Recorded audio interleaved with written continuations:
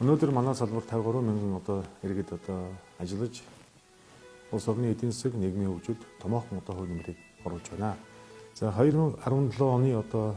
17 онд уул уурхайн салбарын хамт олон улсын төсөвтөө 1.4 их найд төгрөгийг төвлөрүүлэн 2.1 дахин өсгсөн дүнтэйгээр ард түмэндээ бас билег барьж байна. Миний бие уул уурхайн хүнд өдрийн сайдаар одоо томилогдсон өдрөөс эхлэн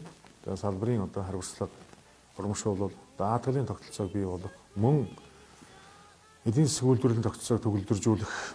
бодлогын технологийн тогтолцоог нэвтрүүлэх гэсэн үндсэн одоо 5 чиглэлээр бас үйл ажиллагаагаа эхлүүлж гэж ажиллаж байгаа. Цаашлаа бид бол нэмэгдэх шингээсэн бүтээгдэхүүн үйлдвэрлэх, ажлын байрыг нэмэгдүүлэх, эдийн засгийг тэлэх ийм одоо үйлдвэрлэлийн төслүүд дээр онцгой ач холбогдол өгж ажиллахаа бас илэрхийлж хэлсэн байгаа.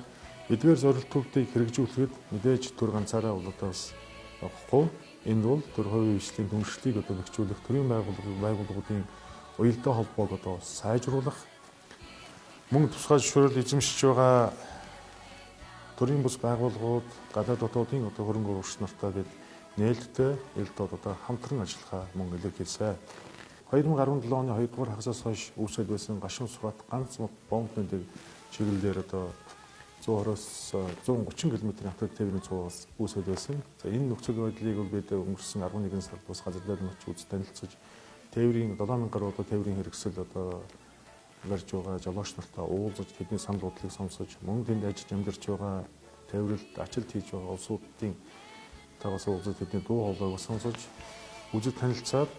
тэгээд одоо бас засгийн газрын төвшөнд нь бид чатраас бас арга хэмжээ авсны үндсээр энэ одоо тээврийн одоо цуваа дуусч ердийн одоо байдлаар бол тээвэр одоо хэлгээлийн бомбоор одоо нэвтрэх ийм одоо байдлаар одоо үйл ажиллагааны цаашдаа жигд одоо ажиллаад явж байна. За уул уурхайн салбарын эрх зүйн орчныг сайжруулах замаар ил тод нээлттэй хариуцлагатай одоо уул уурхай хөгжүүлэх, цаашлаад улс орныхаа өрсөлдөх чадварыг нэмэгдүүлэх, түүхийд бэлтгэгч орноос нэмэгдэх шингээсэн бүтээгдэхүүн үйлдвэрлэгч орн болох томоохон зорилтыг уул уурхай хүнд үйлдвэрийн одоо салбарын хамт олон 50% томоохон зорилт тавин бас ажиллаж байна. Шинээр боловсруулж байгаа уул уурхайн одоо хуулийн төсөлд ашигт малтмалын